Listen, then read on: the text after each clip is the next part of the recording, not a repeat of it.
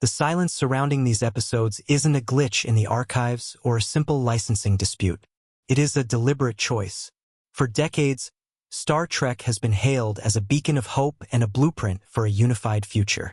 But tucked away in the vaults are stories that the franchise tried to bury, narratives so volatile, so politically charged, or so ethically blurred that they were scrubbed from the airwaves. Why did the perfect future suddenly become too dangerous for the public to see? These are the chapters that dared to look into the abyss, only to have the abyss look back and find something the censors couldn't allow. By the late 1980s, Star Trek, the next generation, had achieved something few thought possible. It had stepped out from the shadow of Captain Kirk to become the definitive vision of the future for a new generation. It was the crown jewel of syndicated television, a massive profit engine for Paramount that preached a gospel of infinite diversity in infinite combinations. Yet, behind the sliding doors of the production offices, that utopia was a carefully managed product. The writer's room had become a battlefield of ideas where the progressive idealism of Gene Roddenberry frequently collided with the cold, hard pragmatism of studio executives. In 1992, the production team set their sights on a story that would supposedly push the boundaries of social commentary, an episode titled The Outcast. The premise followed Commander William Riker as he fell in love with Soren, a member of the Ney, an androgynous species that viewed the concept of gender as a primitive, deviant relic of the past. On the surface, it appeared to be a classic sci-fi trope, a forbidden love story set against a high-concept alien backdrop. But the factual reality of the episode's creation was far more cynical. Internal documents and later interviews revealed a production team paralyzed by the fear of a conservative 1992 audience. The hidden truth of the episode was that it was intended to be Star Trek's definitive statement on LGBTQ+ rights during the height of the AIDS crisis and the don't ask, don't tell era. However, the raw, authentic struggle of that community was systematically stripped away. The studio demanded a sanitized allegory. To ensure the episode wouldn't alienate mainstream viewers or advertisers, they cast a female actress, Melinda Cooley, to play the genderless Soren. Jonathan Frakes, who played Riker, was acutely aware of the missed opportunity.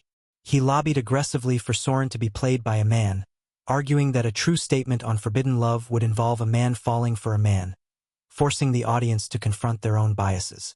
The studio's refusal was absolute. This compromise left the outcast in a strange, gritty limbo.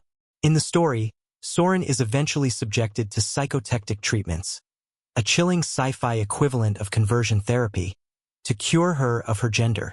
While the episode aired in most markets, it was quietly sidelined in others and has since become a focal point of criticism.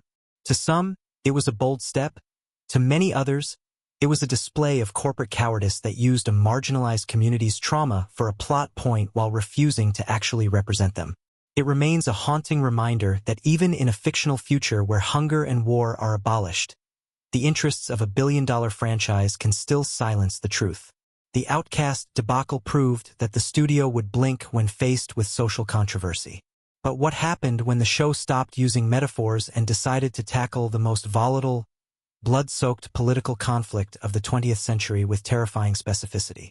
While American audiences were grappling with the blurred lines of gender identity in The Outcast, an entirely different kind of censorship was unfolding across the Atlantic. The BBC has long held a reputation as a global standard-bearer for broadcasting, but it also possesses a quiet, clinical history of editing culture to suit the national interest. In 1990, this editorial blade fell squarely on a specific installment of The Next Generation titled The High Ground. The episode did not feature monsters or space anomalies. Instead, it ventured into the gritty, uncomfortable territory of urban terrorism and separatist movements.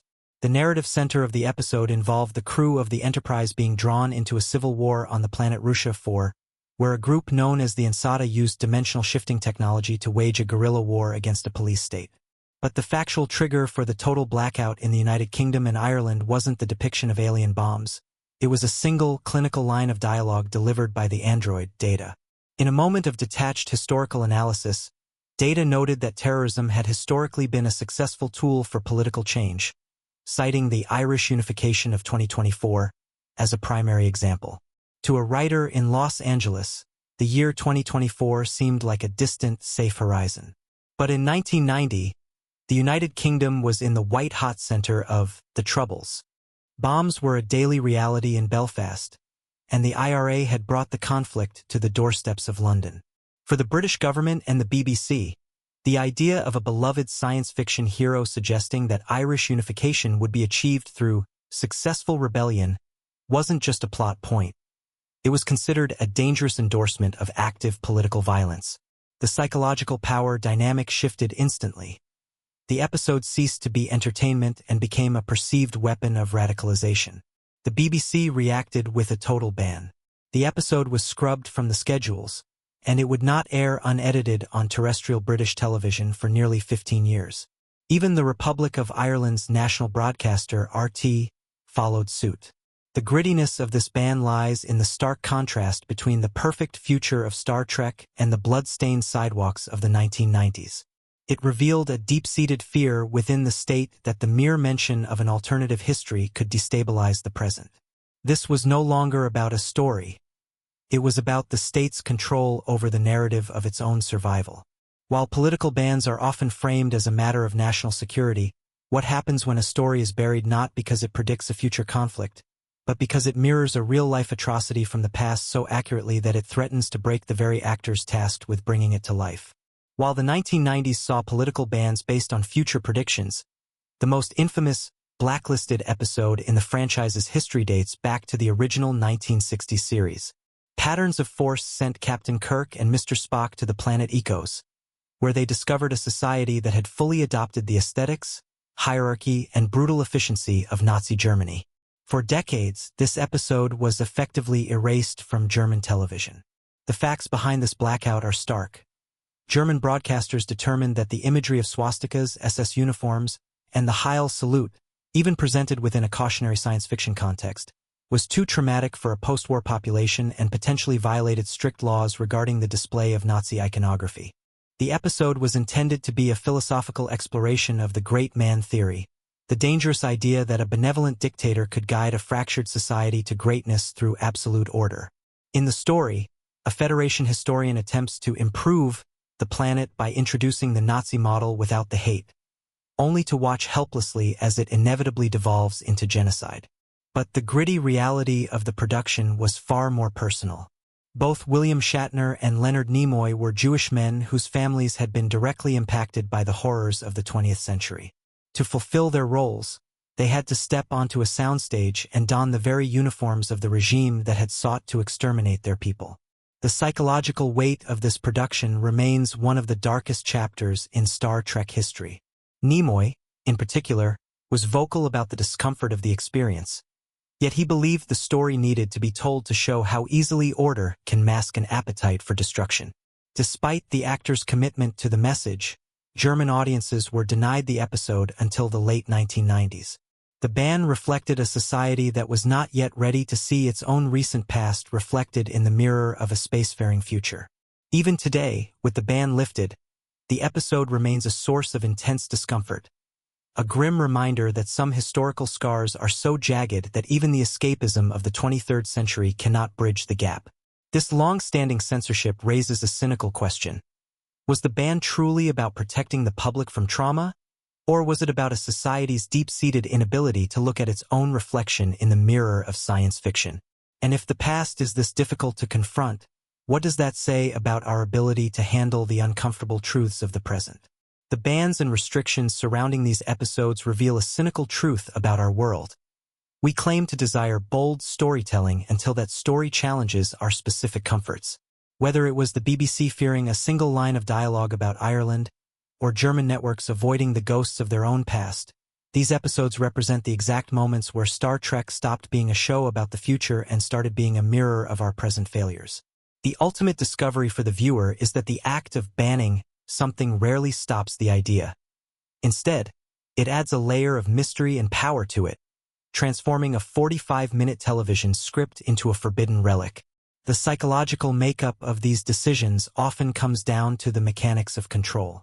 The gatekeepers of media, the executives, the state-sponsored broadcasters, and the corporate lawyers decide what is deemed safe for the masses, often under the guise of sensitivity or public order.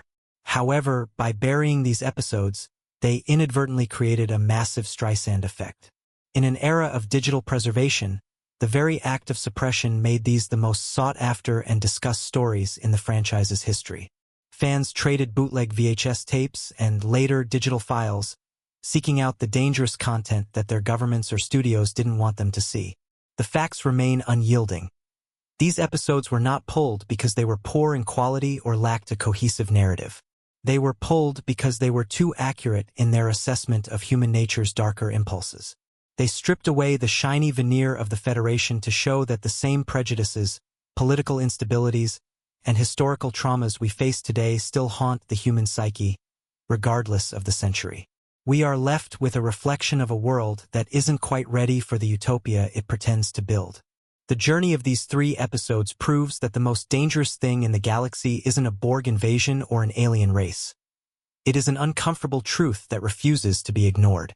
As we move further into a digital age where nothing is truly lost, but everything is increasingly filtered by algorithms and corporate moderation, one must wonder, which of today's stories are being quietly sidelined?